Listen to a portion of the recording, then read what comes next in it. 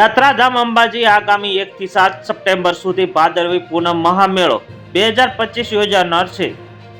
ગુજરાતના સરકારના માર્ગદર્શન હેઠળ ગુજરાતના પવિત્ર યાત્રાધામ વિકાસ બોર્ડ, જિલ્લા વહીવટી તંત્ર બનાસકાંઠા અને શ્રી આશાપુરી અંબાજી માતાજીના દેવદર્શન ટ્રસ્ટ અંબાજીના સૂર્ય ઉપક્રમે ભાદરવી પૂનમનો મહામેળો 2025 આયોજન કરવામાં આવે છે. અંબાજી ખાતે ભાદરવી પૂનમ સંઘની બેઠક યોજાઈ હતી.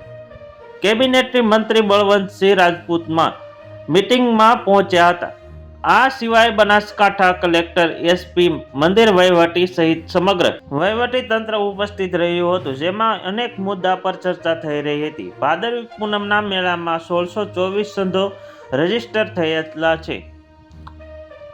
મેળા દર્શન અંબાજી આવે છે. દર્શનો સમગ્ર સવારે 6 વાગ્યાથી રાતે 12 વાગ્યા સુધી મેળાના દર્શન ખુલ્લા રખાશે.